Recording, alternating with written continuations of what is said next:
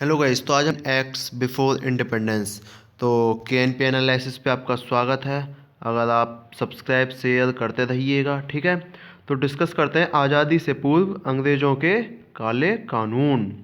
ठीक है गाइस, देखो हुआ क्या था कि जो ईस्ट इंडिया कंपनी बनी थी वो बनी थी 1600 में। ठीक है, यहाँ तक क्लियर है? कोई दिक्कत यहाँ तक? ईस्ट इंडिया कंपनी जब 1600 में बनी थी तो 1765 तक यानी 1765 तक इसका लिटिल इम्पैक्ट था, ठीक है, ऑन इंडियन पॉलिटी। लेकिन 1773 से 1858, 1773 से 1858 यानी 1858 तक कंपनी रूल था, ठीक है। कंपनी रूल मतलब ईस्ट इंडिया कंपनी का रूल, ठीक। और उसके बाद 1947 तक किसका रूल था? ब्रिटिश का, ब्रिटिश शासन का, ठीक है। तो आज ये जो सारे एक्ट से अगर आपको डर लगता है, ठीक है, ये आप इससे पहली बात तो हम डिटेल में डिस्कस करेंगे जो आपको सारे समझ में आते जाएंगे, ठीक है। और इसके बाद बिल्कुल डरने की ज़रूरत नहीं है, और डिटेल में समझने के बाद आपको रटने की ज़रूरत नहीं है, ठीक है। तो दो चीज़ होंगी, डरना नहीं है और रटना नहीं है। अच्छा, अगर हम बात करें तो 1773 और 1758 में ऐसा क्या हुआ कि ये रेगुलेटिंग एक्ट हमें बनाने पड़े? 1773 से शुरू हुए थे ये मेनली। तो हुआ क्या था? बैटल ऑफ बक्सर हुआ था 1764 में। कौन सा बैटल हुआ था? बैटल ऑफ बक्सर, ठीक है। तो जब बैटल ऑफ बक्सर हुआ था 1764 में, तो ईस्ट इंडिया कंपनी को दीवानी राइट मिला था। दीवानी राइट, दीवानी राइट का मतलब क्या है? दीवानी राइट का मतलब है रेवेन्यू, यानी कि जो उनका एक तरह से टैक्स कलेक्ट करने का जो जिम्मा मिला था वो ईस्ट इंडिया कंपनी को मिला था। 1764 में मिला था, यानी कि बैटल ऑफ बक्सर के बाद। कहाँ कहाँ का मिला था? ये मिला था बंगाल का, बंगाल का, बिहार का, और एक और जगह का मिला था उड़ीसा का। एक और जगह का मिला था उड़ीसा का। यहाँ तक समझ में आया नहीं आया? ये देखो, हम इसकी भूमिका बना दें, आगे डिस्कस तो कर ही लेंगे, ठीक है। अच्छा, अगर इसके बाद देखो तो सबसे पहला जो इंटरवेंशन हुआ था वो 1767 में हुआ था, जब ईस्ट 1767 में हुआ था, जब ईस्ट इंडिया कंपनी ने 10% अपना हिस्सा मांगा था मुगलों से, ठीक है। तो ये जो सारी चीज़ें हुई थी, अब इसके बाद क्या हुआ था? यहाँ पे देखो डुअल सिस्टम हो गया था। एक तो ईस्ट इंडिया कंपनी का शासन चलने लगा था, ठीक है, जहाँ कंपनी के पास अथॉरिटी थी। अथॉरिटी किसके पास थी? कंपनी के पास। अथॉरिटी किसके पास थी? कंपनी के पास, ठीक है। रिस्पॉन्सिबिलिटी कोई नहीं थी, और रिस्पॉन्सिबिलिटी थी इंडियन लोगों के पास। रिस्पॉन्सिबिलिटी थी इंडियन लोगों के पास, लेकिन उनके पास अथॉरिटी नहीं थी कोई। तो ये जो डुअल सिस्टम था, अब इससे क्या हुआ? देखो, इससे बहुत सारी चीज़ें इंक्रीज हुई। देखो, इससे एक तो करप्शन इंक्रीज हुआ था, इससे इंक्रीज हुआ था करप्शन। देखो, ये एक और भूमिका बनती जा रही है, एक और इसकी बैकग्राउंड बनता जा रहा है। मान लो कोई ये पूछने लगे, भाई रेगुलेटिंग एक्ट 1773 से ही क्यों शुरू हुए, तो ये उसके भी एग्जाम्पल हैं या उसके भी पॉइंट्स हैं कि भाई करप्शन शुरू हुआ था, ठीक है। उसके बाद प्राइवेट ट्रेड बढ़ गया था, उसके बाद increment in private trade, increment in private trade, ठीक है। यहाँ तक समझ आया नहीं आया? उसके बाद एक्सेसिव रेवेन्यू कलेक्शन, यानी बहुत अच्छी खासी मात्रा में जो रेवेन्यू कलेक्शन था वो बढ़ गया था। और बताओ, ठीक है। अब रेवेन्यू कलेक्शन बढ़ गया तो जो पीजेंट्री हैं, जो मजदूर हैं, जो किसान हैं, उन पर भी ज़्यादा भार आने लगा, उन पर भी ज़्यादा शोषण होने लगा। और भाई देखो, अगर करप्शन होगा तो बैंकरप्सी तो होगी होगी, यानी कि बैंक का घोटाला तो होगा होगा, बैंक का पैसा तो मरेगा मरेगा। तो ये बैंक का पैसा भी मरने लगा था, ठीक है। तो इसके बाद हम डिस्कस करते हैं रेगुलेटिंग एक्ट 1773 क्या है। तो अगर उससे पहले आपने के एनालिसिस को सब्सक्राइब नहीं किया तो सब्सक्राइब करो, लाइक करो, वीडियो शेयर करो। इस पर द हिंदू एनालिसिस की भी डेली वीडियो आती है, तो उनको भी अगर आप देखना चाहो तो देख सकते हो। तो नेक्स्ट स्लाइड पर चलते हैं हम, ठीक है। अगर हम नेक्स्ट स्लाइड की बात करें तो इसमें देखो, सबसे पहले आता है the regulating act 1773। The regulating act 1773 जो लाया गया था वो ब्रिटिश पार्लियामेंट को एक तरह से मतलब एक भूमिका में रखने के लिए, ये पास भी किसने किया था? पास भी ये ब्रिटिश पार्लियामेंट ने किया था। समझे नहीं समझे? क्यों किया था? इन्होंने किया था control the territories of East India Company majorly in Bengal, यानी ईस्ट इंडिया कंपनी की टेरिटरी को, उसके फंक्शन को और उस पर कंट्रोल रखने के लिए बंगाल में स्पेशली ये एक्ट पास हुआ था, ठीक है। पास क्यों हुआ था? Due to misgovernance by East India Company. देखो मिस गवर्नेंस हमने बता दी, करप्शन था, ये सब चीज़ें थी, ये मिस गवर्नेंस में था। ठीक है, अच्छा यहाँ तक समझ आया नहीं आया? 2 पॉइंट्स क्लियर हुए। रेगुलेटिंग एक्ट 1773 क्यों पास हुआ? क्योंकि वहाँ बहुत सारी मिस गवर्नमेंट थी। और अच्छा, पास किसने किया? ब्रिटिश पार्लियामेंट ने पास किया। क्यों पास किया? रेगुलेट और कंट्रोल करने के लिए, रेगुलेट और कंट्रोल करने के लिए, रेगुलेट और कंट्रोल करने के लिए किसको? East India company, east India company को रेगुलेट और कंट्रोल करने के लिए। बहुत सारे पॉइंट्स हैं, चलो अगले पॉइंट पर चलते हैं कि अगला पॉइंट क्या है। अगला पॉइंट देखो इसमें क्या जो इसमें हुआ था 1773 रेगुलेटिंग एक्ट में क्या क्या डेवलपमेंट हुए थे। पहला डेवलपमेंट, ध्यान से देखो, पहला डेवलपमेंट भाई, designated governor of Bengal as governor general of Bengal. जो गवर्नर ऑफ बंगाल का नाम था वो चेंज होकर गवर्नर जनरल ऑफ बंगाल हो गया था, है ना? समझ में आया नहीं आया? ठीक है, अगर इसके बाद अगले पॉइंट पे चलते हैं इसके पे। ठीक, तो first governor general of Bengal कौन थे बताओ? First governor general of Bengal थे बैरन हेस्टिंग, बैरन हेस्टिंग। ठीक है, यहाँ तक समझ में आया? यहाँ तक बताओ कोई दिक्कत हो तो। ठीक है, अगर उसके बाद चलोगे आप तो देखो यहाँ पे देखो, 2 government of Bombay and Madras subordinate, यानी कि गवर्नमेंट जो थी बॉम्बे और मद्रास की वो इसके सबऑर्डिनेट्स हो गई थी। ठीक है, अच्छा इसके बाद यहाँ से बात चलते हैं किसके सबऑर्डिनेट हुई थी? गवर्नर जनरल ऑफ बंगाल के सबऑर्डिनेट। ठीक है, अच्छा देखो इसमें क्या हुआ था, 3 नंबर देखो, 3 नंबर पॉइंट क्या हुआ था? Establishment of SC, supreme court का एस्टेब्लिशमेंट। अगर आपसे कोई पूछे भाई सुप्रीम कोर्ट एस्टेब्लिशमेंट किस एक्ट के अंतर्गत हुआ था, तो रेगुलेटिंग एक्ट 1773 सुप्रीम कोर्ट। ध्यान रखना भाई, सुप्रीम कोर्ट 1773। ठीक है, अच्छा अब इसमें क्या क्या था? 3 तो जज होंगे, 3 जज और 1 चीफ जज। ठीक है, यानी CJI। यहाँ तक समझ में आया नहीं आया? अच्छा इसके बाद 4 नंबर पॉइंट देखो भाई, कोई भी रिश्वत नहीं लेगा, कोई भी ब्राइब्स नहीं लेगा। ठीक है, या नेटिव्स जो इंडियन लोग थे उनके साथ कोई प्राइवेट ट्रेड नहीं करेगा। 5 नंबर देखो, कोर्ट ऑफ डायरेक्टर को रिपोर्ट, एक कोर्ट ऑफ डायरेक्टर बना था यहाँ पे, है ना? कोर्ट ऑफ डायरेक्टर, देखो 2 शब्द आएंगे, एक तो कोर्ट है, कोर्ट ऑफ डायरेक्टर, और एक बोर्ड है। तो बोर्ड तो हम आगे डिस्कस करेंगे, अभी आपको यहाँ क्या ध्यान में रखना है? Court of director. अगर आपसे कोई पूछे कोर्ट ऑफ डायरेक्टर कब बने थे, तो 1773 में। यहाँ तक समझ में आया नहीं आया बताओ? ठीक है, और गवर्नर जनरल ऑफ बंगाल जो था, यानी कि ये देखो अगर क्वेश्चन पूछे कोई गवर्नर जनरल ऑफ बंगाल कब बना, 1773 में। पहला कौन था? बैरन हेस्टिंग। बताओ यहाँ तक कोई दिक्कत हुई? ठीक है, ये 1773 खत्म हो गया। ठीक है, अब आते हैं पिट्स इंडिया एक्ट 1784।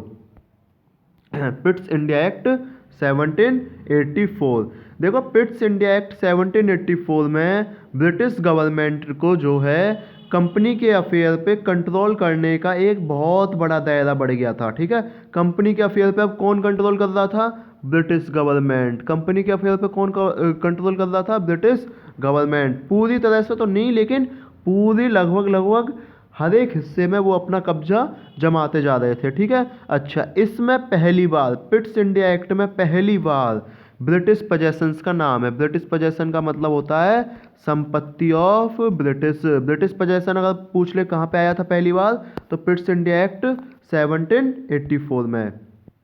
ठीक है, अच्छा इसमें क्या क्या हुआ था, इसके फीचर्स पढ़ लेते हैं। सबसे पहला फीचर इसने बोला था भाई जो कॉमर्शियल और पॉलिटिकल फंक्शन होते हैं किसके? कंपनी के, अलग अलग हैं। ठीक है, पॉलिटिकल और कॉमर्शियल फंक्शन का मतलब आप एक तरह से समझ लो जैसे मिनिस्टर होता है। ठीक है, उसका पॉलिटिकल फंक्शन ये है कि वो चुनाव जीतेगा। ठीक है, लेकिन उसका कॉमर्शियल फंक्शन ये है कि भाई किस काम के लिए कितने रुपए देने हैं, वो उसका कॉमर्शियल फंक्शन भी हो गया। ऐसे ही कंपनी के कॉमर्शियल और पॉलिटिकल फंक्शन अलग अलग होने लगे थे। अच्छा अब देखो यहाँ पे कोर्ट ऑफ डायरेक्टर्स। ठीक है, कोर्ट ऑफ डायरेक्टर्स जो मैनेज करेंगे, क्या मैनेज करेंगे? Commercial affair. Court of director हमने पिछली बार भी पढ़ा था 1773 में। इसमें कोर्ट ऑफ डायरेक्टर क्या मैनेज कर रहे थे? Commercial affair. अब आप बोलोगे भाई पॉलिटिकल अफेयर कौन मैनेज करेगा?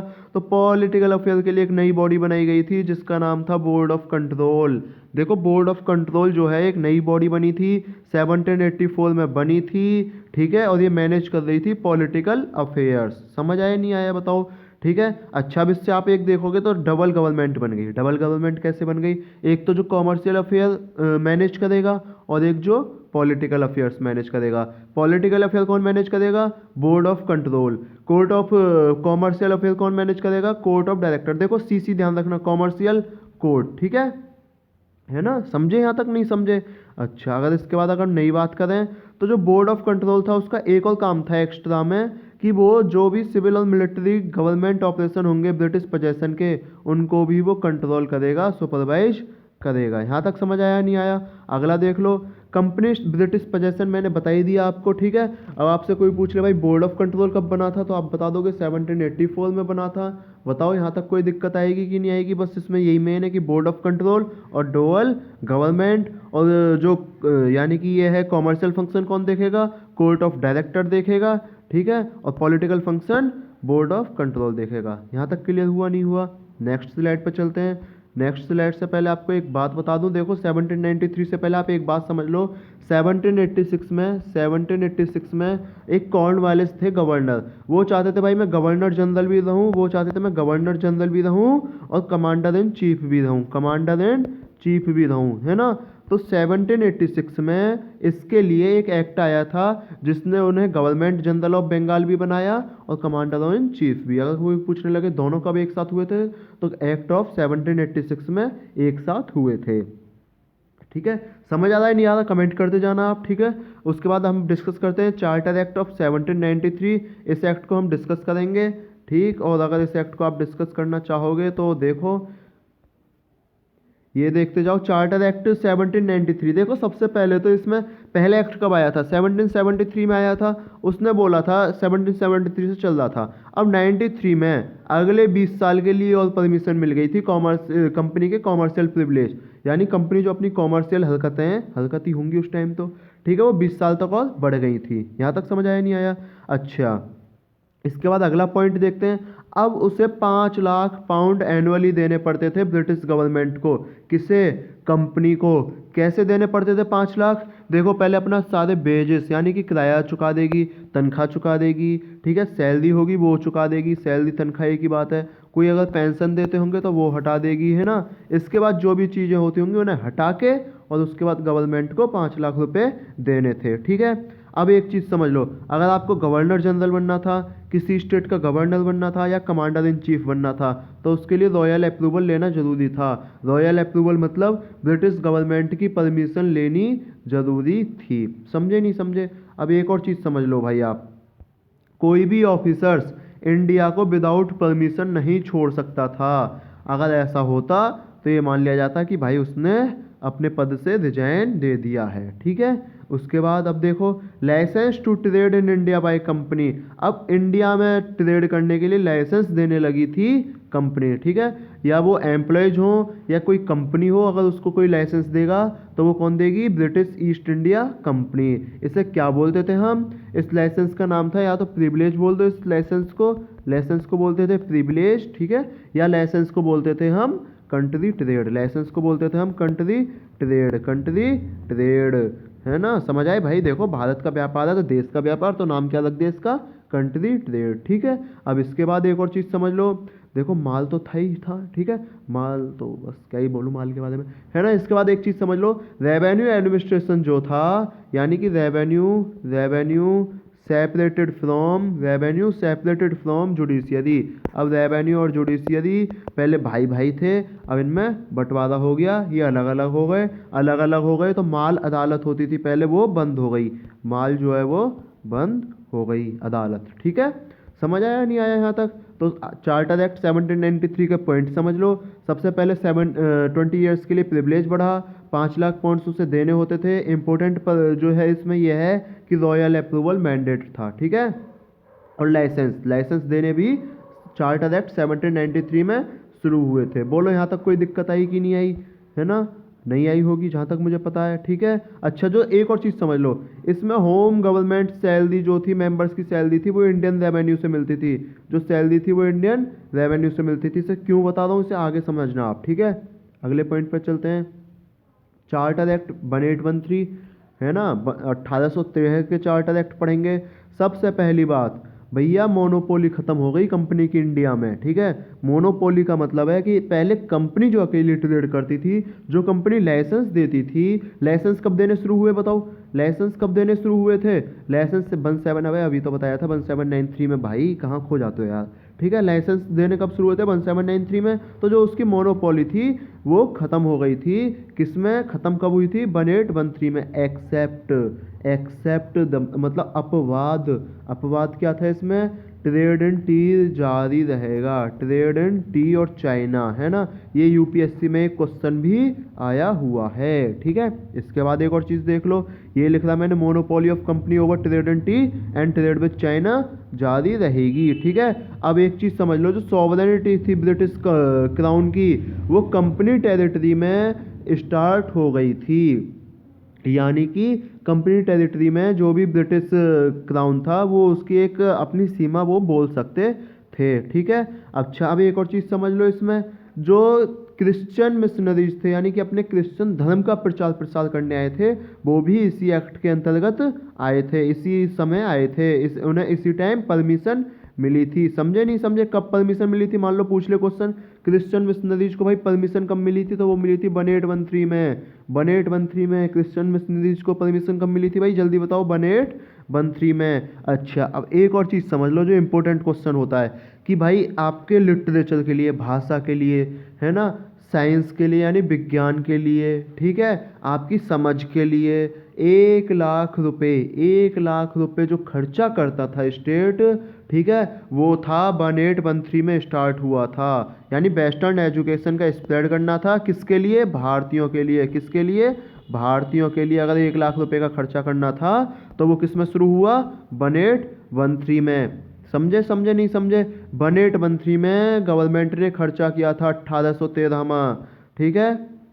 और उसके बाद एक लास्ट पॉइंट बच गया, अगर ये भी क्वेश्चन आ जाए, लोकल गवर्नमेंट भाई टैक्सेस ऑन पर्सन्स कब एप्लीकेबल हुआ था, तो वो भी 1813 में हुआ था। अगर कोई टैक्स नहीं दे रहा है तो वो उसे मारपीट भी सकते थे। और बताओ और कुछ बचा हो, देख लो दोबारा से समझ लो अगर समझ नहीं आया। 1813, 1813 में कुछ नहीं है, 1813 में सबसे पहले मोनोपोली खत्म हो गई, मोनोपोली खत्म होने का मतलब है ट्रेड इन टी बचा था बस, ये अपवाद में, ये अपवाद है, ध्यान रखना, अपवाद मतलब एक्सेप्शन है कि ट्रेड इन टी बचा था, है ना। सॉवरेनिटी हो गई थी, क्रिश्चियन मिशनरीज कब आए थे, 1813 में, और वेस्टर्न एजुकेशन कब अप्लाई हुई थी, 1813 में। बोलो यहाँ तक कोई दिक्कत आई हो तो। अब नेक्स्ट स्लाइड पर चलना पड़ेगा, समझ आया नहीं आया। नेक्स्ट स्लाइड आती है 1833 की, चार्टर एक्ट 1833, ठीक है। अच्छा, अब एक चीज़ समझो, पहला कब आया था, 1773, दूसरा 93, ठीक है, तीसरा कब आया था 93 के बाद, 1813, है ना, 1813, और 1813 के बाद चौथा कब आया था, 1833। इसका मतलब क्या है, 20 ईयर और बढ़ा दिए गए थे, है ना, 20 ईयर किसके लिए, कंपनी के लिए, ठीक है। एक चीज़ समझ लो, लेकिन अब जो टेरिटरीज थी इंडिया की, वो नाम चलता था उसका क्राउन का, ब्रिटिश क्राउन के नाम पे वो टेरिटरीज नाम पे होती थी। नाम का मतलब है कोई काम होगा कि ये ब्रिटिश की टेरिटरी है तो ये क्राउन के नाम पे होगा, ना कि कंपनी के नाम पे। अब भाई एक चीज़ समझो, अगर किसी का ट्रेड कहीं चल रहा है तो कभी ना कभी ख़त्म होगा। हमने समझा था 1813 में मोनोपोली ख़त्म हो गई थी, यही समझा था हमने। अब जो मोनोपोली ट्रेड इन टी बची थी, टी बची थी ना, टी बची थी मोनोपोली, टी और ट्रेड इन चाइना, दो चीज़ बची थी, वो भी ख़त्म हो गई 1833 में, वो भी ख़त्म हो गई 1833 में, ठीक है, 1833 में ख़त्म हो गई थी, है ना। अगर उसके बाद आप नई बात करोगे तो देखो भाई, जितने भी रिस्ट्रिक्शन थे यूरोपियन, जो यूरोप से आने वाले लोगों पर रिस्ट्रिक्शन थे, यानी कि उन पर एक प्रतिबंध था, वो भी हमने हटा दिया था, हमने मतलब अंग्रेजों ने हटा दिया था, ठीक है। अच्छा, अब इसे अगर यहाँ से पॉइंट समझोगे तुम, तो first step toward centralization in British India, क्यों था ये, क्योंकि देखो गवर्नर जनरल को ही, गवर्नर जनरल को ही, जो बंगाल का गवर्नर जनरल था उसे गवर्नर जनरल ऑफ इंडिया बना दिया था। बताओ गवर्नर जनरल ऑफ इंडिया कब बना था, 1833 में, 1833 में। और ये बताओ गवर्नर जनरल ऑफ बंगाल कब बना था, गवर्नर जनरल ऑफ बंगाल बना था 1773 में। पहला गवर्नर जनरल ऑफ बंगाल कौन था, ये जल्दी से बताओ, पहला गवर्नर जनरल ऑफ बंगाल कौन था, कौन था भाई, जल्दी बताओ, पहला गवर्नर जनरल ऑफ बंगाल। तो पहला गवर्नर जनरल ऑफ बंगाल था कौन था जल्दी बताओ। चलो पहले उससे पहले ही आपको कमेंट बॉक्स में बताना है कि पहला गवर्नर जनरल ऑफ बंगाल कौन था, ठीक है। मैं नहीं बताऊंगा आपको बिल्कुल कि बेलन हेस्टिंग्स था, मैं नाम भी नहीं बताऊंगा आपको, ठीक है। उसके बाद आप ये बताओ गवर्नर जनरल ऑफ इंडिया कौन बना पहला। तो पहला governor general of India India बने थे लॉर्ड विलियम बेंटिक। कौन बने थे? Lord William Bentinck. समझ आया नहीं आया बताओ। अगर समझ आ रहा है तो बिल्कुल लाइक शेयर कमेंट करते जाओ, ठीक है। अच्छा, इसके बाद एक चीज़ देख लो, जो गवर्नर ऑफ बॉम्बे और मद्रास थे, है ना, उनको लेजिस्लेटिव पावर से थोड़ा सा नीचे बोल दिया, भाई तुम निकलो यहाँ से, ठीक है। अब वो खाली प्रोजेक्ट बताते सकते थे, भाई ये वाले प्रोजेक्ट पे हमारा काम कर दो, ठीक है। अच्छा, एक और देख लो, इसमें ना एक जो अब सारी एक्सक्लूसिव लेजिस्लेटिव पावर थी ब्रिटिश इंडिया की, वो किसके पास थी? गवर्नर जनरल ऑफ इंडिया के पास। किसके पास थी? गवर्नर जनरल ऑफ इंडिया के पास। एक और चीज़ समझ लो, इससे पहले जो भी लॉज थे वो बोले गए थे रेगुलेशन। उन्होंने क्या बोला था? लॉज। और इसके बाद रेगुलेशंस, और इसके बाद सबको क्या बोला गया? एक्ट। इसके बाद सबको क्या बोला गया? एक्ट्स। समझ आया यहाँ तक? नहीं आया? ठीक है। चार्टर एक्ट 1833 समझ में आ गया। एक और चीज़ अगर बोलो जाए तो देखो लॉ मेंबर, एक और चीज़ समझ लेना, लॉ मेंबर जो इंक्लूड किया गया था गवर्नर जनरल की काउंसिल में, ठीक है, लॉ मेंबर, वो किस एक्ट के अंतर्गत इंक्लूड किया गया था? Charter act 1833। समझ आया नहीं आया? अच्छा, अगर कोई आपसे पूछने लगे एक और चीज़ समझ लो, इसमें स्लेवरी कब एबॉलिश हुई थी? स्लेवरी एबॉलिश कब हुई थी? तो 1843 में। बोलो, यहाँ तक समझ में आ गया? 1833 को रिवाइज करने की ज़रूरत है? नहीं है। इसमें दो चीज़ इंपॉर्टेंट हैं, जो गवर्नर जनरल ऑफ बंगाल था उसे गवर्नर जनरल ऑफ इंडिया बना दिया, ठीक है। और पहला governor general of India Lord William Bentinck थे। पहले governor general of Bengal Baron Hasting था, ठीक है। समझे नहीं समझे? ठीक है। अब इसके बाद देखो नए पेज पे चलते हैं हम लोग। अब इसके बाद 1833 में मैंने आपको बता दिया था, it ended the activities of East India company, ठीक है। इसने कॉमर्शियल एक्टिविटी ख़त्म कर दी, है ना। और उसके बाद अगर आप देखो, हाँ एक और चीज़ समझ लो, 1833 में कुछ खास नहीं हुआ था। अगर आप इससे आगे देखना चाहो तो एक इसमें पहले हम समझेंगे, रुक जाओ, ठीक है। 1833 देख लो, तो इसमें इंट्रोड्यूस ओपन कंपटीशन भी हो गया था। बोला था भाई जिसे जाना है ओपन कंपटीशन सिविल सर्वेंट के लिए, वो 1833 में लागू हो गया था। समझे यहाँ तक? नहीं समझे? ठीक है।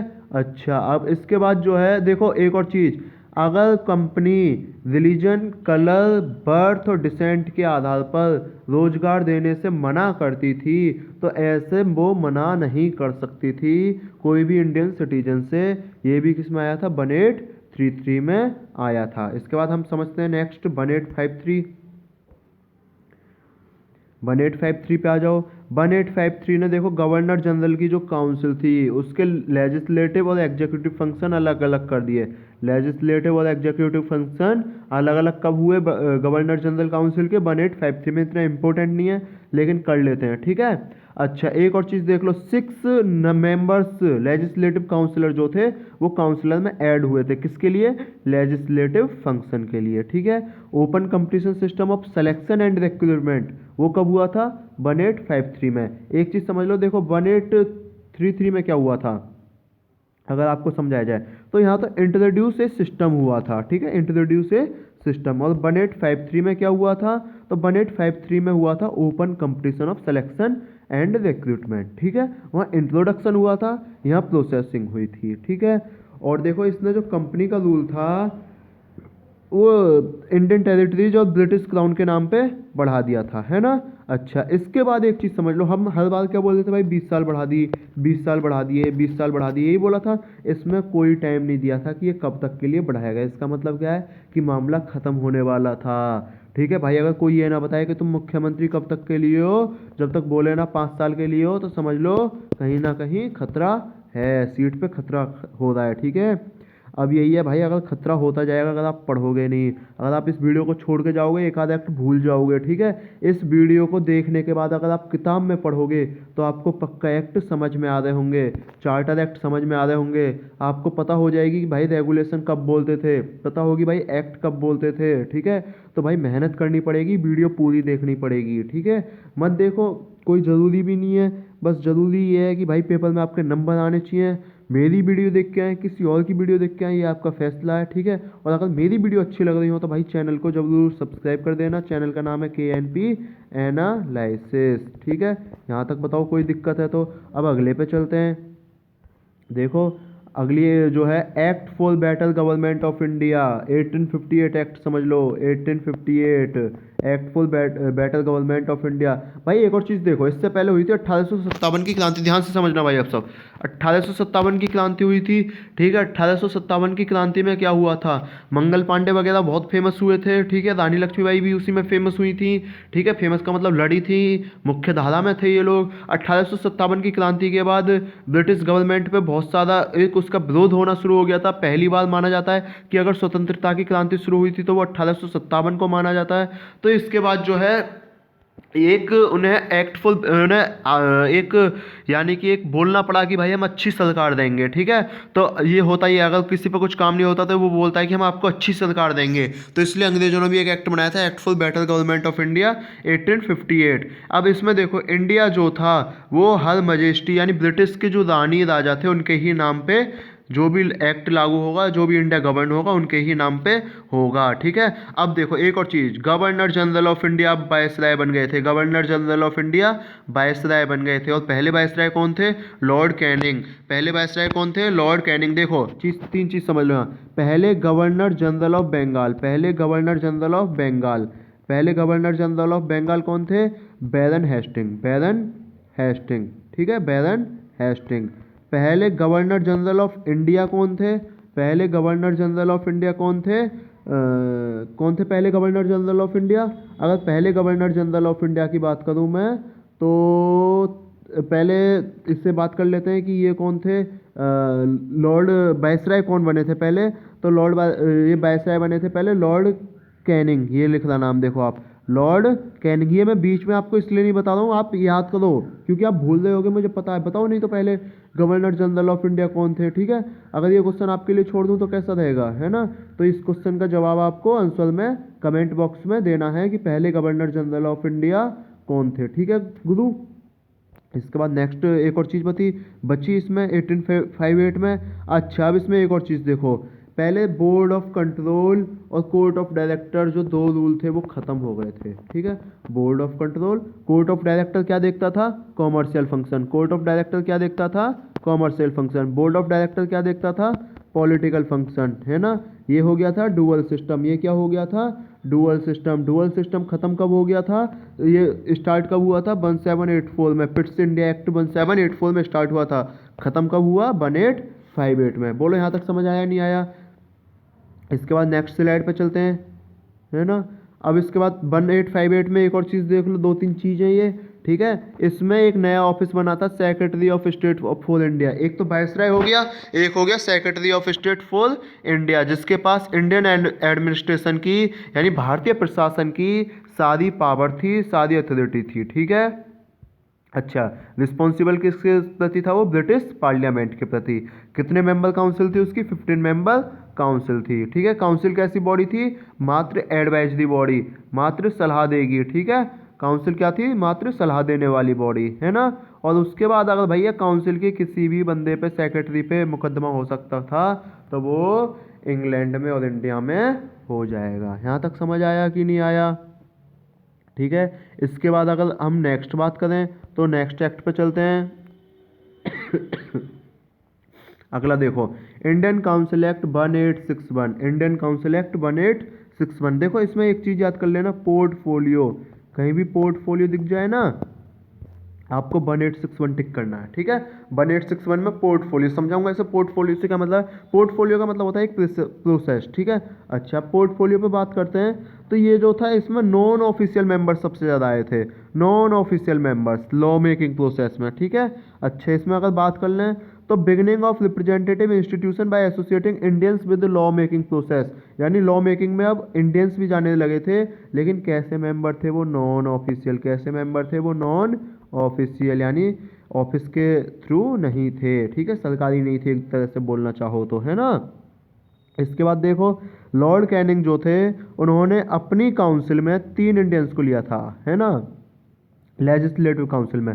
कौन कौन थे, राजा ऑफ बनारस, महाराजा ऑफ पटियाला और सर दिनकर राव। इंपॉर्टेंट है गाइस, समझ लेना, ठीक है। अगर आपसे कोई पूछने लगे इंडियन काउंसिल एक्ट 1861 में भाई कौन कौन आया था, तो वो 3 मेंबर थे, है ना, जिसे 1862 में लॉर्ड कैनिंग ने अपनी काउंसिल में लिया था। पहले थे बनारस वाले राजा, दूसरे थे पटियाला वाले महाराजा, और तीसरे थे सर दिनकर राव। समझ आया नहीं आया? इसके बाद अगली बात करें तो हम देखो लेजिस्लेटिव पावर जो थी, मद्रास और बॉम्बे की जो लेजिस्लेटिव पावर छीनी थी, ठीक है, वो अब वापस उन्हें दे दी गई थी। यानी कि अब किसको दे दी गई थी? वो बंगाल और मद्रास, बॉम्बे और मद्रास के ही गवर्नर्स को, ठीक है। अच्छा, एक और चीज़ समझ लो, और जो इसमें रेगुलेटिंग एक्ट जो टेंडेंसी स्टार्ट हुई थी सेंट्रलाइजिंग की, वो कहीं ना कहीं ख़त्म होने को जा रही थी, जो 1773 से स्टार्ट हुई, क्लाइमैक्स पे पहुंची थी 1833 पे। कोई इंपॉर्टेंट नहीं है ना? ये जो पॉइंट अभी बताया इंपॉर्टेंट क्या है इसमें? 3 ये वाले 3 नाम याद कर लो, ठीक है। इंपॉर्टेंट इसमें ये चीज़ है ना, राजा ऑफ बनारस, महाराजा ऑफ पटियाला और सर दिनकर राव, ठीक है। अब इसके बाद अगली स्लाइड पे चलते हैं हम लोग, अगली स्लाइड पे चलेंगे, ठीक है।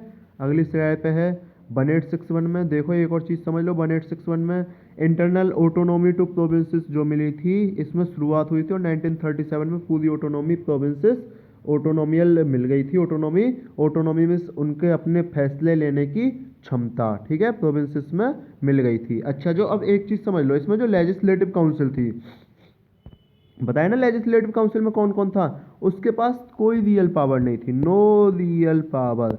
नो रियल पावर, अब आप बोलोगे भाई क्या था? देखो, वो ना तो कोई इंपॉर्टेंट मैटर डिस्कस कर सकती थी, इंपॉर्टेंट मैटर डिस्कस नहीं कर सकती थी, कोई इंपॉर्टेंट मैटर है उस पर डिस्कशन नहीं कर पाएगी, ठीक है। अगर इसके बात करें तो फाइनेंशियल मैटर भी डिस्कस नहीं कर सकती थी, उसे पहले गवर्नमेंट का अप्रूवल लेना पड़ेगा जब फाइनेंशियल मैटर डिस्कस करेगी। बजट के ऊपर कोई कंट्रोल नहीं था उसका, बजट के ऊपर कोई कंट्रोल नहीं था, ठीक है।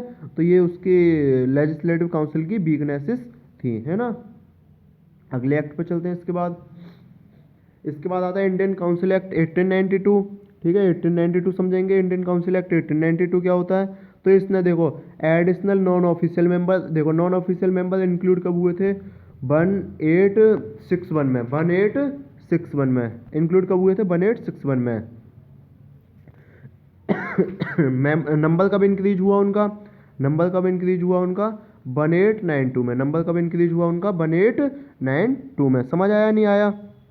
अच्छा, अब भाई वो बजट तो डिस्कस कर सकते थे, एक चीज़ समझ लो, अब वो जो है बजट डिस्कस कर सकते थे, ठीक है। अब भाई जो बजट डिस्कस कर लेगा उसे और क्या चाहिए लाइफ में, है ना। अब इसके बाद वो अगर बजट डिस्कस कर पा रहे हैं तो कोई दिक्कत ही नहीं है। अच्छा, वो उसके बाद एग्जीक्यूटिव काउंसिल से क्वेश्चन भी पूछ पा रहे हैं, ठीक है, उनको क्वेश्चन एड्रेस कर ले रहे हैं। अगली स्लाइड में देखते हैं क्या क्या हुआ था इसमें।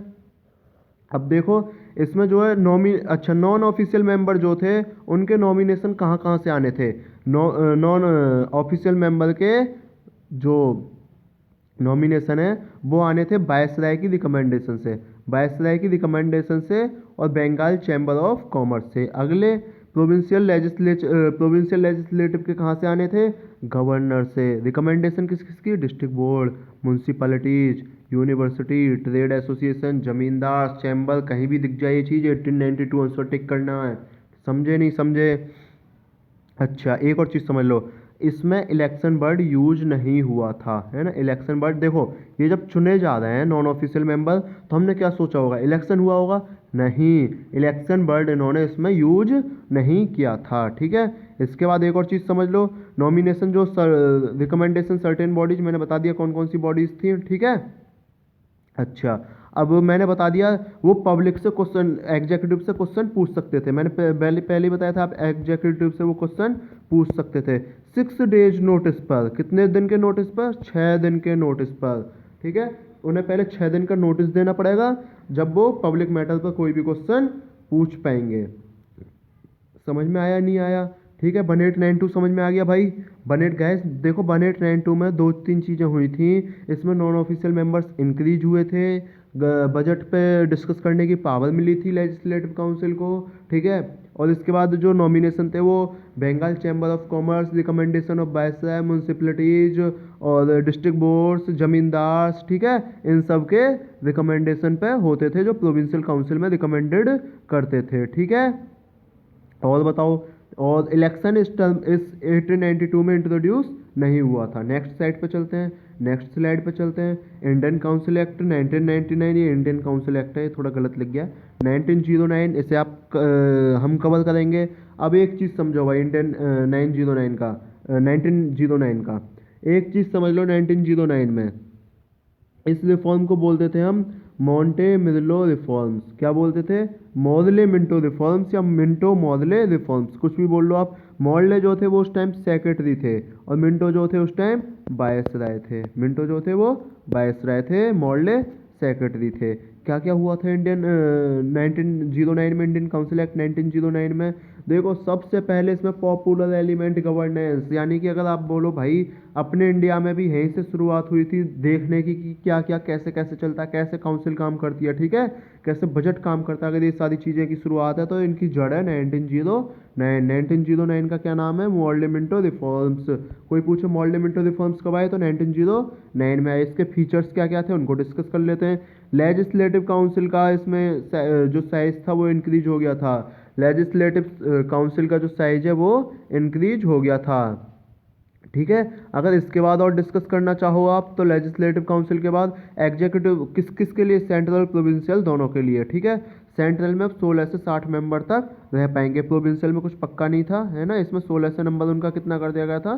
60, ठीक है। अब देखो ऑफिशियल मेजोरिटी, अब क्या होने लगेगी? ऑफिशियल मेजोरिटी होने लगेगी, ठीक है। हाँ लेकिन प्रोविंशियल में, यानी प्रोविंशियल बोलते हैं जो छोटे छोटे टुकड़े थे भारत के, उस टाइम स्टेट थे, राज्य थे, उनमें नॉन ऑफिशियल मेजोरिटी हो सकती थी। समझ आया? यहाँ तक नहीं आया? इसके बाद 1909 में अगली बात करते हैं। अगली स्लाइड पे अगर आप चलना चाहोगे तो देखो, enlarge the deliberative function of legislative council at both level. ये मैंने बता दिया भाई, फंक्शन उनके बड़े हो गए थे, ठीक है। उसके बाद फोर एसोसिएशन ऑफ इंडियन, देखो अब इसमें इंडियंस भी आने लगे थे, ठीक है। यानी कि गवर्नर की जो गवर्नर जनरल या वायसराय की जो एग्जीक्यूटिव काउंसिल थी उसमें पहले इंडियन जो आए थे उनका नाम था सत्येंद्र सिन्हा, सत्येंद्र प्रसाद सिन्हा। किस में आए थे ये? गवर्नर की वायसराय की एग्जीक्यूटिव काउंसिल में। कौन आए थे? सत्येंद्र प्रसाद सिन्हा। यहाँ तक समझ आया नहीं आया? अच्छा, इसके बाद अगर हम डिस्कस करें अगली बात डिस्कस करें तो देखो, he was appointed as law member. Law member बने थे जो सत्येंद्र प्रसाद सिन्हा आए थे, वो क्या बने थे? लॉ मेंबर बने थे, है ना। अच्छा, इसी में मुस्लिम कम्युनिटी जो है उनके लिए अलग से इलेक्टोरेट, अलग से उनकी वोटर लिस्ट बनाई गई थी। यहाँ तक समझे नहीं समझे?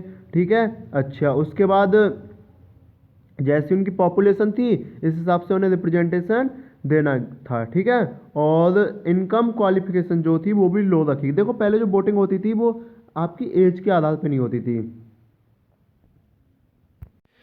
इनकम के आधार पे होती थी, ठीक है। और उनकी रिप्रेजेंटेशन के आधार पर होती थी, है ना। उनकी प्रॉपर्टी के आधार पर होती थी, प्रॉपर्टी यानी कि उनकी ज़मीन के आधार पर होती थी। तो ये सारी चीज़ें थे वोटर लिस्ट में नाम आने के लिए, ठीक है।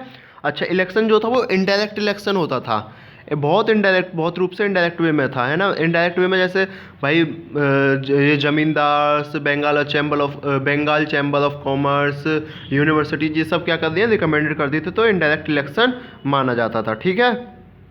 अच्छा, कम्युनल रिप्रेजेंटेशन क्या है? इसे समझ लो, कम्युनल रिप्रेजेंटेशन क्या है? कम्युनल रिप्रेजेंटेशन का ही मतलब ये है कि आप धर्म के आधार पर विभाजन कर रहे हो, धर्म के आधार पर आप वोटर लिस्ट अलग बना रहे हो, धर्म के आधार पर आप वोटर लिस्ट अलग बना रहे हो। ये क्या था आपका? Communal representation. अच्छा, अब इससे कम्युनलिज्म जो है यानी कि सांप्रदायिकता यानी कि धर्मवाद जो है ना, वो लीगलाइज्ड हो गई थी, यानी कि वैध हो गई थी, ठीक है। अगर इसके बाद देखो, अगर आपसे पूछ ले फादर ऑफ कम्युनल इलेक्टोरेट कौन है, ठीक है, यानी कि सांप्रदायिकता या धर्मवाद का जो पिता है उसे जनक किसे कहा जाता है? तो लॉर्ड मिंटो को ये ध्यान रख लेना। अगर देखो, लॉर्ड मिंटो को सांप्रदायिकता का जनक कहा जा सकता है, धर्मवाद का, ठीक है। और लॉर्ड मिंटो मॉडल रिफॉर्म्स कब आया था? 1909 में आया था। लॉर्ड मिंटो मॉडल रिफॉर्म्स कब आया था? 1909 में आया था। बोलो यहाँ तक समझ में आया कि नहीं आया? ठीक है, आ गया होगा, आप होशियार बच्चे हो, ठीक। उसके बाद अगर नेक्स्ट डिस्कस करें तो इसमें देखो ये कोऑपरेशन यूनिवर्सिटी एंड जमींदार मैंने आपको बता दिया। चलते हैं अगली स्लाइड पे। अब इसके बाद देखो गवर्नमेंट ऑफ इंडिया एक्ट 1919। देखो ये जो एक्ट है 1909 हुआ, 1919 हुआ, ये तो ये जो सारे एक्ट है ना ये एग्जाम पर्पज से बहुत इंपॉर्टेंट है, ठीक है। एग्जाम में इनमें से लगभग 2 से 3 क्वेश्चन आपको मिल ही जाएंगे अगर उस एग्जाम में हिस्ट्री आती होगी तो। पॉलिटी आती होगी तो कम से कम 1 से 2 क्वेश्चन मिलेगा, ठीक है, इन्हीं एक्ट से। तो ये समझ में आया नहीं आया? तो बात करते हैं गवर्नमेंट ऑफ इंडिया एक्ट 1919 की। सबसे पहले तो ये समझ लो इसे कहा जाता है मॉन्टेगू चेम्सफोर्ड रिफॉर्म्स, ठीक है। यानी कि मॉन्टेगू जो थे उस टाइम के सेक्रेटरी और चेम्सफोर्ड थे जो थे वो ये देख लेना है ना, एक वायसराय थे एक इनमें सेक्रेटरी थे, ठीक है। अगर उसके बाद हम बात करें आगे चले मॉन्टेगू चेम्सफोर्ड रिफॉर्म की, तो आप एक चीज़ समझना, ये देखो on August 20 1917 government British government declared for the first time it's objective was gradual introduction of responsible. यानी कि उन्होंने पहली टाइम 20 अगस्त 1917 को बोला था कि भाई जो हमारा काम है वो ये है कि हम रेस्पॉन्सिबल गवर्नमेंट ऑफ इंडिया जो है वो भारत में एस्टेब्लिश करना चाहते हैं। यहाँ तक बात समझ में आई कि नहीं आई? उसके बाद नेक्स्ट पॉइंट क्या बोला था, known as Montagu Chelmsford reform, ये मैंने आपको बता दिया, ठीक है। अगर इसके बाद जो अगली बात करें तो उन्होंने इसके फीचर्स क्या क्या हैं, ठीक है। अब देखो इसके जो फीचर्स होंगे वो कैसे कैसे होंगे। It demarcating the separating legislative and provincial and central subjects, है ना। इसने भाई जो प्रोविंशियल यानी राज्य के और जो सेंट्रल सब्जेक्ट्स थे उन दोनों को अलग अलग कर दिया था, ठीक है। हाँ तो ये देख लो मॉन्टेगू जो थे वो सेक्रेटरी थे, है ना, secretary of state of India, और जो चेम्सफोर्ड थे वो गवर्नर जनरल यानी कि उस टाइम के वायसराय थे, ठीक है। अगर इसके बाद हम नेक्स्ट चीज़ पर डिस्कस करें तो अब देखो क्या था कि सेंट्रल और प्रोविंशियल लेजिस्लेचर जो थी वो अपने अपने रिस्पेक्टिव लिस्ट पे अपने अपने रिस्पेक्टिव सब्जेक्ट पे लॉज बनाने के लिए एक तरह से अथराइज थी, उनके पास वैधता थी। अच्छा अब एक चीज़ समझो, इसमें 2 लिस्ट बनाई गई थी, एक तो ट्रांसफर्ड लिस्ट, ठीक है, और एक रिजर्व्ड लिस्ट, ठीक है। देखो रिजर्व लिस्ट और ट्रांसफर लिस्ट में अंतर क्या था। रिजर्व लिस्ट तो वो थी कि जो जिसका फैसला खाली इसके गवर्नर जनरल ऑफ वायसराय, ठीक है, वो लेंगे, है ना, वो आती थी रिजर्व लिस्ट के अंतर्गत, ठीक है। और ट्रांसफर लिस्ट जो थी वो थी कि गवर्नर एडमिनिस्टर करेगा उन्हें लेकिन with the aid of minister. समझे यहाँ तक? नहीं समझे? अगली स्लाइड पे चलते हैं इसकी पे। अब एक चीज़ समझो, अब रिजर्व सब्जेक्ट क्या थे मैंने पहले ही बता दिया आपको। गवर्नर और उसकी जो एग्जीक्यूटिव काउंसिल थी वो लेजिस्लेटिव काउंसिल पे बिल्कुल उसके प्रति रेस्पॉन्सिबल नहीं होगी, यानी कि जो उनके अपने मन में आएगा वो फैसला करेंगे। जैसे ये फैसले हो गए आपके डिफेंस से रिलेटेड, डिफेंस हो गया, कोई बात हो गया, है ना, और अगर एक तरह से बोला जाए तो कॉमर्शियल फंक्शन भी कुछ ऐसे थे जो इससे रिलेटेड थे। बहुत सारी चीज़ें ऐसी थी जो इससे रिलेटेड थी, है ना। और उनके नियम हो गए अपने कि भाई हमें जॉब में इतने एज का बंदा चाहिए, ये चाहिए वो चाहिए, तो वो सब किसके थे? रिजर्व लिस्ट में, ठीक है। अच्छा अब ये जो डुअल सिस्टम हो गया, डुअल सिस्टम कैसे हुआ? एक तो ट्रांसफर लिस्ट हो गई, ट्रांसफर लिस्ट में जो गवर्नर काम करेगा वो एड ऑफ मिनिस्टर, जहाँ एड ऑफ मिनिस्टर आ जाए मतलब रिस्पॉन्सिबल फॉर लेजिस्लेटिव काउंसिल, ठीक है। अच्छा और दूसरा काम जो करेगा वो गवर्नर एड ऑफ मिनिस्टर के बजाय अगर काम करेगा तो वो गवर्नर और उसकी जो काउंसिल होगी without responsible to legislative council, किसमें? रिजर्व सब्जेक्ट में। तो इसे बोलते थे हम डायआर्की। क्या बोलते थे इसे हम? डायआर्की। क्या बोलते थे इसे हम? डायआर्की, है ना। अब इसके बाद अब एक चीज़ समझ लो, डायरेक्ट इलेक्शन इसी कंट्री में जो हुए थे पहली बार 1919 के अंतर्गत हुए थे। डायरेक्ट इलेक्शन पहली बार 1919 के अंतर्गत हुए थे। समझ आया यहाँ तक? नहीं आया? अच्छा अगर इसके बाद की बात करें आप तो इसमें बाय कैमरलिज्म, एक और चीज़ टर्म आया बाय कैमरलिज्म। बाय कैमरलिज्म का मतलब था कि एक तो काउंसिल ऑफ स्टेट होगी, council of state, council of state का मतलब है अपर हाउस जिसे आप लोग राज्यसभा बोलते हो, ठीक है। और एक होगी लेजिस्लेटिव असेंबली। एक तो काउंसिल ऑफ स्टेट हो गई, एक होगी लेजिस्लेटिव असेंबली, है ना, जिसे आप लोकसभा बोलते हो यानी कि लोअर हाउस। समझे? ये देखो ये कहाँ से टर्म लिए गए हैं? अपने लोकसभा राज्यसभा के वहीं से लिए गए हैं, अपर हाउस लोअर हाउस के, ठीक है। तो ये होते थे, यानी इससे इसका जो 2 सदन है इसे बोलते हैं हम बाय कैमरलिज्म, ठीक है। समझ में आया नहीं आया? अच्छा उसके बाद हर एक हाउस में मेजोरिटी होती थी जो डायरेक्टली इलेक्टेड किए जाएंगे। हर एक हाउस में मेजोरिटी यानी डायरेक्टली चुने जाएंगे। अच्छा, तो डायरेक्ट इलेक्शन आ गया था, ठीक है। चुनेगा कौन? उन्हें देखो, वो जो मच रिस्ट्रिक्टेड थे वो क्वालिफिकेशन ऑफ प्रॉपर्टी, टैक्स और एजुकेशन, यानी कि उनकी जो वोटिंग लिस्ट थी, मैंने पहले भी बताया था, वो क्वालिफिकेशन ऑफ एजुकेशन के आधार पे, भाई तू कितना पढ़ा लिखा है, तुझे वोटिंग लिस्ट में लेंगे नहीं लेंगे, टैक्स के आधार पे, प्रॉपर्टी के आधार पे सारी चीज़ें इंक्लूड होती थी जब उनकी वोटिंग लिस्ट बनती थी। यानी कि एडल्ट फ्रेंचाइज नहीं थी। समझे? यहाँ तक नहीं समझे? इसके बाद अगली बात कर लें, है ना। तो इसमें कुछ है नहीं, अगली स्लाइड पे चलते हैं। अगली स्लाइड में क्या है? अगली स्लाइड में देखो, वायसराय की जो एग्जीक्यूटिव काउंसिल थी उसमें 6 में से 3 मेंबर इंडियन होने चाहिए थे। 6 में से 3 मेंबर इंडियन होने चाहिए थे। अच्छा, एक चीज़ समझ लो, वहाँ क्या था, पहले जो हमने कम्युनल रिप्रेजेंटेशन पढ़ा था 1909 में, उसमें हमने क्या चीज़ पढ़ी थी? उसमें हमने ये चीज़ पढ़ी थी कि जो कम्युनल इलेक्टोरेट था, ठीक है, वो खाली मुस्लिमों के लिए था। यही पढ़ा था भाई, यही पढ़ा था। बताओ नहीं पढ़ा था? कब पढ़ा था? 1909 में। फादर ऑफ कम्युनलिज्म हम किसको कहते हैं? जल्दी बताओ, फादर ऑफ कम्युनलिज्म हम किसको कहते हैं? या मैंने आपको बता दिया, या आपको कमेंट बॉक्स में करके बताना है फादर ऑफ कम्युनलिज्म किसको कहते हैं, है ना। तो हमने वहाँ क्या चीज़ पढ़ी थी? उसके लिए होगा खाली मुस्लिम के लिए। हमने यहाँ क्या चीज़ पढ़ी है? यहाँ चीज़ पढ़ी है भाई, ये जो होगा, ये देखो, सिख्स के लिए, इंडियन क्रिश्चियंस के लिए, एंग्लो इंडियंस के लिए और यूरोपियंस के लिए भी अलग अलग वोटर लिस्ट होगी, ठीक है। उसके बाद फ्रेंचाइज मैंने बता दिया आपको किस किस आधार पर मिली थी। एक और चीज़ देख लो, new office of high commissioner for India in London बना था, ठीक है। मान लो अगर कोई सब्जेक्ट था, कोई भी फंक्शन थे, तो वो वहाँ ट्रांसफ़र होते थे, ठीक है। अच्छा, सर्विस कमीशन कब एस्टेब्लिश्ड हुआ? सर्विस कमीशन जो है, पब्लिक सर्विस कमीशन 1926 में एस्टेब्लिश्ड हुआ था, लेकिन कौन सी रिकमेंडेशन पे? 1990 एक्ट के अंतर्गत, ठीक है। यहाँ तक समझ में आया नहीं आया? सॉरी, है ना। अगली साइड पे चलते हैं। मैं तो नॉन कटाई कहूँगा, बाहर आ रहा है भाई, मैं नहीं। उसके बाद देख लो, प्रोविंशियल बजट जो थे वो सेंट्रल बजट से पहले टाइम अलग किए गए थे। प्रोविंशियल बजट को यानी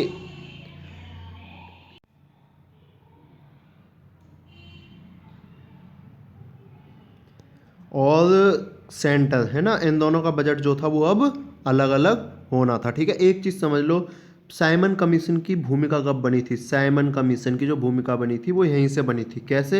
ये रहा पॉइंट उसका, समझ लो भाई। साइमन कमीशन देख लेना, साइमन कमीशन आने वाला है ना।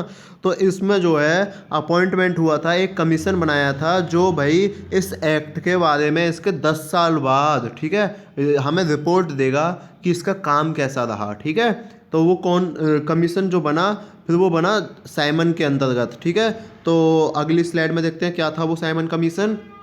साइमन कमीशन जो था, to report on the condition of India under its new constitution. New constitution यानी 1919 एक्ट को इन्होंने न्यू कॉन्स्टिट्यूशन माना था उस टाइम। उसके अंतर्गत जो बना था नया कमीशन, वो साइमन कमीशन था, ठीक है। अब इसके बाद एक और आप नई चीज़ पूछोगे भाई कि ये जो था मेंबर जो थे इसके सारे ब्रिटिश थे। विरोध क्यों हुआ इसका? क्योंकि इसमें सारे मेंबर ब्रिटिश थे, इंडियन कोई भी था नहीं भाई। देखो, अब आप एक चीज़ देखो, अगर दो पक्षों में लड़ाई हो जाए, ठीक है, एक इसके वाले में एक इसके वाले में, है ना, और ये बोले मैं इस मीटिंग कराऊंगा कि कौन सही है, ये बोले मैं निष्पक्ष जांच कराऊंगा कौन सही है ना, लेकिन इसमें इसके सारे दोस्त इसी के हों, सारे दोस्त इसी के हों, इसकी तरफ से कोई ना हो, तो जांच निष्पक्ष हो जाएगी क्या? अगर जांच निष्पक्ष नहीं होगी तो इसी तरह से विरोध करोगे, ये दूसरा वाला विरोध करेगा। तो इसी तरह से इसमें सारे ब्रिटिश थे तो इंडियन नहीं था, तो इंडियन ने विरोध किया, है ना। बना कब था ये? 2 साल पहले ही बन गया था, 1927 में। बनना कब चाहिए था? 1929 में, लेकिन अपनी रिपोर्ट कब दी इसने? 1930 में, ठीक है। रिकमेंडेड क्या दिया इसने? भाई डायरकी हटा दो, इसने रिकमेंडेशन बोला डायरकी हटा दो। डायरकी आप बताओगे क्या है ना। इसने बोला रिस्पॉन्सिबल गवर्नमेंट होनी चाहिए, ठीक है, प्रोविंसेस में, ठीक है। इसने बोला फेडरेशन ऑफ ब्रिटिश इंडिया होना चाहिए, प्रिंसली स्टेट होना चाहिए, और कम्युनल इलेक्टोरेट की शुरुआत रहनी चाहिए, है ना। तो ये बात समझ में आई नहीं आई? ठीक है। डायरकी देखो क्या होता है, आप लोग बार बार बता नहीं रहे हो यार। डायरकी मतलब क्या होता है? देखो मैं आपको बता रहा हूँ। डायरकी ये होता था, हमने 2 चीज़ें पढ़ी थी, एक तो गवर्नर, यानी कि 2 सब्जेक्ट जो पढ़े थे हमने, ठीक है, ट्रांसफर सब्जेक्ट और रिजर्व सब्जेक्ट वो किसके अंतर्गत थे, डायआर्की के अंतर्गत। समझे यहाँ तक, नहीं समझे? साइमन कमीशन आ गया समझ में? तो मेरे हिसाब से साइमन कमीशन में इससे ज़्यादा कुछ है नहीं। इसके बाद आते हैं कम्युनल अवार्ड 1932 पे। कम्युनल अवार्ड मैंने बता दिया क्या होता है, ठीक है। कम्युनल अवार्ड जो है अगस्त 1932 में आया था, रैमसे मैकडोनाल्ड से लाए थे, ठीक है। और इसके बाद एक और चीज़ समझें तो इसमें separate electorate for Muslim, Sikh, Indian, Christian, Anglo Indian और यूरोपियंस। यूरोपियंस ध्यान कर लेना आप लोग, है ना। इंडिया में यूरोपियंस के लिए भी वोटिंग लिस्ट अलग से थी, ठीक है। अब जो इसका मकसद क्या था, इसमें जो इतना चर्चा का विषय क्यों बना, क्योंकि ये डिप्रेस्ड क्लास यानी शेड्यूल्ड क्लास के लिए भी अलग से वोटिंग लिस्ट में का सिस्टम इन्होंने दे दिया था। भाई ऐसा दिया तो गांधी जी गुस्सा हो गए। यार आप एक चीज़ बताओ, मान लो ठीक है जो शेड्यूल कास्ट है ठीक है, इसमें दिक्कत क्या है, ठीक है। अब उन्होंने बोला नहीं, गांधी जी बोले तुमने तो मतलब इन्हें और नीचे गिरा दिया कि तुम भाई नीचे ही रहोगे, ठीक है, तुम ऊपर नहीं उठने, है ना। गांधी जी ने बोला तुम मुझसे कह क्यों दो, है ना। तो गांधी जी ने इनको एक नया नाम भी दिया था, हरिजन, ठीक है, हरिजन, है ना। तो गांधी जी ने बोला भाई तुम कह क्यों दोगे, तुम इन्हें अलग से क्यों दे दो, ये वोटिंग लिस्ट में अलग से नाम, अलग से वोटिंग लिस्ट क्यों हो रही है। इसका मतलब क्या है, देखो देखो इसका मतलब होता है जैसे मुस्लिम है, ठीक है, तो वो मुस्लिम के लिए ही वोट डालेंगे, मुस्लिम है तो मुस्लिम कैंडिडेट के लिए ही वोट डालेंगे। कम्युनल अवार्ड का मतलब ये था, है ना। गांधी जी गुस्सा हो गए। अब गांधी जी गुस्सा हो गए तो भाई गांधी जी जेल में थे, है ना। गांधी जी जेल में थे तो उन्होंने जेल में ही अनशन शुरू कर दिया। गांधी जी बोले मैं तो जेल में अनशन पे बैठूंगा। अनशन का मतलब होता है फिर, अच्छा उधर से बाबा भीमराव साहब अम्बेडकर बोल रहे थे नहीं नहीं एकदम सही हुआ है, ऐसा ही होना चाहिए था, है ना। उधर से बी आर अम्बेडकर का प्रेशर था बहुत तगड़ा। बी आर अम्बेडकर और महात्मा गांधी जी की लड़ाई मानी जाती है। एक तरह से बहुत उनमें तगड़े आपस में विचार मतभेद थे, ठीक है, लड़ाई तो नहीं थी, मतभेद थे, है ना। अब ऐसा हुआ तो फिर भाई लीडर ऑफ कांग्रेस और डिप्रेस्ड क्लास के लीडर में एक पैक्ट हुआ जिसका नाम दिया गया पूना पैक्ट, जिसका नाम दिया गया पूना पैक्ट, है ना। समझे नहीं समझे? अब उसमें क्या हुआ कि डिप्रेस्ड क्लास को रिजर्व सीटें दे दी थी, डिप्रेस्ड क्लास को रिजर्व सीटें दे दी थी, किसमें, पूना पैक्ट में। कम्युनल अवार्ड समझ में आ गया। इसके बाद देखो 1935 एक्ट पढ़ेंगे हम, गवर्नमेंट ऑफ इंडिया एक्ट 1935, ठीक है। 1935 में देख लो सबसे पहले फेडरेशन की शुरुआत, ऑल इंडिया फेडरेशन की शुरुआत कहाँ से हुई थी, 1935 से। जोर से बोलो जय माता दी, ठीक है, 1935 से हुई थी, है ना, ऑल इंडिया फेडरेशन की शुरुआत। अगर अच्छे इसके बाद चले हम तो डिवाइडेड द पावर सेंटर में और प्रोविंशियल्स, है ना, प्रोविंशियल में पावर डिवाइड हो गई थी। जो अब लिस्ट है, लिस्ट 1 लिस्ट 7th शेड्यूल की जो लिस्ट है उसी के आधार पर, है ना। तो कौन कौन सी पावर वो डिवाइड हुई थी, कैसे कैसे, एक तो फेडरल लिस्ट हो गई थी, ठीक है, एक प्रोविंशियल लिस्ट हो गई और एक हो गई कंकरेंट लिस्ट, एक हो गई कंकरेंट लिस्ट। फेडरल पे भैया सेंट्रल वाली गवर्नमेंट, प्रोविंशियल पे अपने राज्य वाली गवर्नमेंट, कंकरेंट पे दोनों, ठीक है। पावर किसकी करेगी, फेडरल वाली, ठीक है। रेसिडुअल पावर जो थी वो सारी वायसराय को दे दी थी, रेसिडुअल पावर जो है वो सारी वायसराय को दे दी थी, ठीक है। इसी में ये बताया कि भाई जो काउंसिल ऑफ स्टेट होगी वो परमानेंट बॉडी होगी। इसी में ये बताया कि काउंसिल ऑफ स्टेट जो है वो परमानेंट बॉडी होगी, यानी काउंसिल ऑफ स्टेट ये है परमानेंट बॉडी होगी, जो राज्यसभा है, ठीक है, राज्यसभा यानी कि परमानेंट बॉडी होगी। अब भी परमानेंट बॉडी है, इसमें कोई बात ही नहीं है। डायआर्की यहाँ एबॉलिश हो गई, डायआर्की एबॉलिश हो गई तो आपको पता ही है ना, डायआर्की एबॉलिश होगी क्योंकि ये सारी लिस्ट बन गई थी, प्रोविंशियल के पास अपनी ऑटोनॉमी आ गई, ठीक है। अच्छा इसके बाद बात करते हैं, अगली स्लाइड पे चलते हैं, इसकी पे गवर्नर को जो था भाई उसे अब एडवाइस ऑफ मिनिस्टर पे ही काम करना था, ठीक है। ये बात समझ में आई नहीं आई? हाँ, लेकिन डायआर्की जो थी वो सेंटर पे आ गई थी। सेंटर का मतलब कैसे आ गई थी कि जो कुछ सब्जेक्ट हैं वो रिजर्व और ट्रांसफर सब्जेक्ट में बांट दिए गए थे। समझ आया यहाँ तक, नहीं आया? ठीक है, लिस्ट भी क्लियर कर ली हमने। अच्छा, और ये डिप्रेस्ड क्लास हो गया, है ना। इसी एक्ट के अंतर्गत जो है फ्रेंचाइज जो थी वो डिप्रेस्ड क्लास को लगभग मिलने लगी थी, है ना। वेटेज जो है उनका वो बढ़ गया था, ठीक है। लगभग 10% पॉपुलेशन ने वोटिंग राइट लिया था, ठीक है। अच्छा, इसकी एक और स्लाइड बची है, देखते हैं अभी, है ना, बची है, ठीक है। बाईकैमरलिज्म जो है 6 प्रोविंसेस में बन गया था 11 में से। बाईकैमरलिज्म मतलब राज्यसभा भी होगी और लोकसभा भी होगी, ठीक है। ये चीज़ समझ में आई, यानी दोनों हाउस होंगे, ठीक है। अच्छा, उसके बाद एक और चीज़ समझ लो, किस किस में बना था भाई। देखो, बंगाल में, बॉम्बे में, मद्रास में, बिहार में, असम में और यूपी में, है ना। यूपी में, बंगाल, बॉम्बे, मद्रास, बिहार, असम, यूपी। समझे नहीं समझे? ठीक है, इसमें दोनों हाउस होने थे, है ना। और उसके बाद देखो यहाँ पे सेपरेट इलेक्टोरेट्स जो बने थे वुमेन और लेबर के लिए भी सेपरेट इलेक्टोरेट्स बने थे।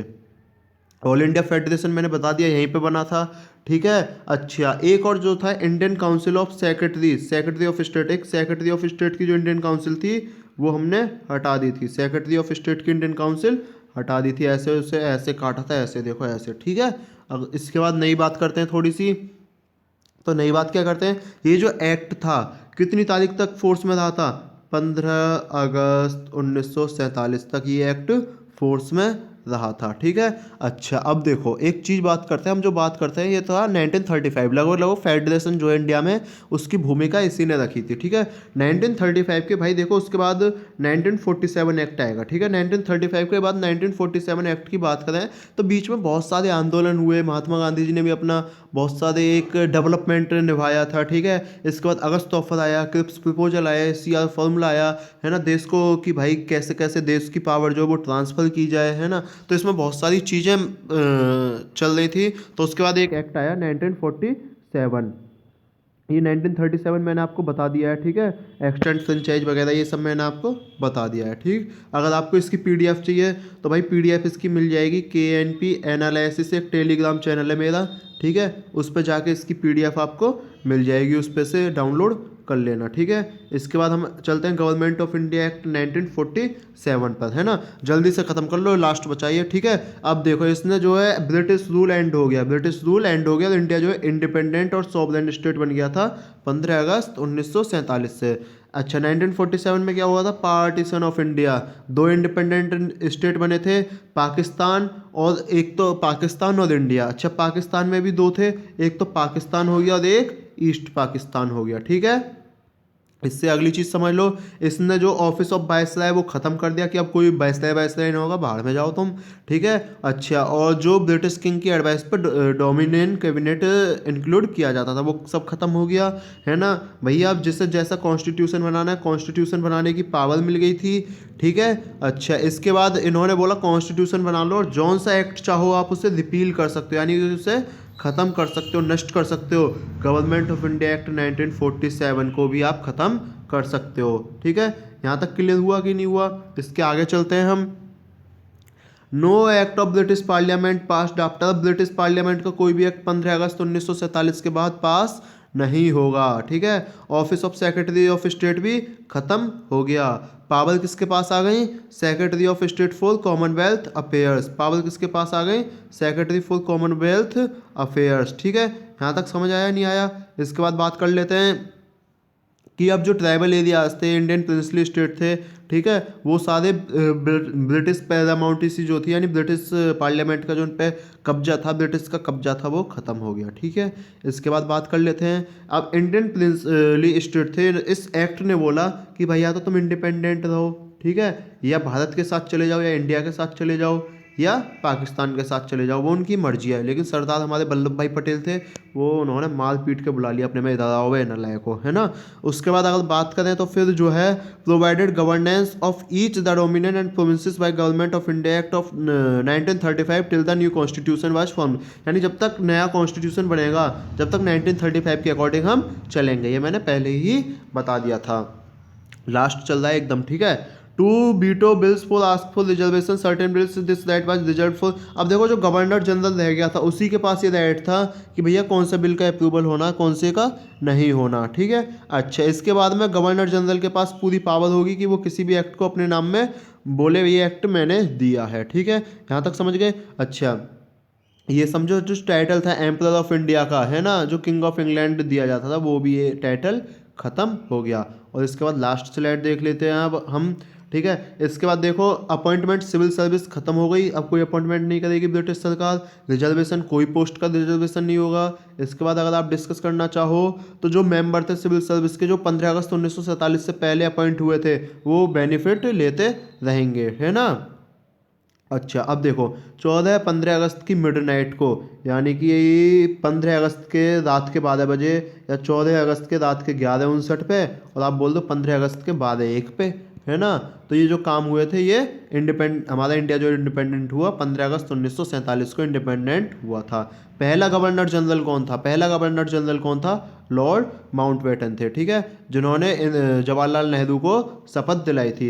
यार कुछ लोग ये बोलते हैं कि भाई जब भगाए थे तो एक साथ क्यों नहीं भगा दिए थे? आप एक चीज़ देखो भाई, है ना, सारी फाइल उन पे, ठीक है, सारी फाइल उन पे, सारा पैसा उन पे, ठीक है, सारे हथियार उनके कब्जे में, ठीक है, यानी कि सारी जो गवर्नमेंट मशीनरी है वो उनके कब्जे में। अब आप एक चीज़ बताओ, एक दिन में ऐसा कौन सा बंदा है जो उससे सारी को उनसे ले लेता है ना? तो एक बंदा तो उनका ऐसा रखना था जिसे सारी चीज़ें पता हो, जो सारी चीज़ें बता सके, भाई ये वाली चीज़ यहाँ पे मिलेगी, ये वाली चीज़ यहाँ पे मिलेगी। अब मान लो कोई नए घर में आता है, ठीक है, नए घर में अगर किसी की शादी हो तो पहले तो उसे कोई बताएगा ना कि भाई ये वाली चीज़ यहाँ पे, ये वाली चीज़ यहाँ पे, बाद में वो शादी वाले कब्जे कर ले। एक जोक है ना कि आदमी जो शादी के लिए 200 आदमी लेके जाता है, औरत अकेली आती है, चल मैं देखती हूँ कौन है, वो बाद में कब्जे ही कर लेती है घर पे आ गए, है ना।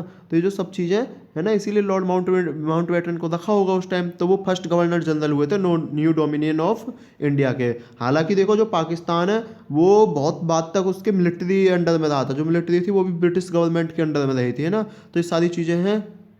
इसके बाद ख़त्म हो गए हैं, सारे एक्ट ख़त्म हो गए हैं, ठीक है। अगर आपको समझ आए हों तो KNP एनालिसिस को सब्सक्राइब करें। अगर आपको इस तरह की कोई और नई वीडियो चाहिए तो वो सब्सक्राइब करें, कमेंट बॉक्स में डालें, ठीक है। चैनल को सब्सक्राइब करते रहें, शेयर करते रहें, लाइक करते रहें। इसकी PDF भी आपको KNP एनालिसिस टेलीग्राम चैनल पर मिल जाएगी, ठीक है। बाकी देखो इस चैनल पे KNP एनालिसिस पे द हिंदू न्यूज़पेपर की daily series, the Hindu newspaper की डेली सीरीज़, लक्ष्मीकांत की डेली सीरीज़, ठीक है, और बहुत सारी जो छोटी वीडियोज होती हैं हिस्ट्री, ज्योग्राफी और पॉलिटी वगैरह की, इकोनॉमी की, वो इस पर आती रहती हैं। तो उन्हें देखते रहें, उनसे जुड़े रहें, ठीक है। बहुत बहुत धन्यवाद, मिलते हैं आपसे नेक्स्ट वीडियो में। Thank you.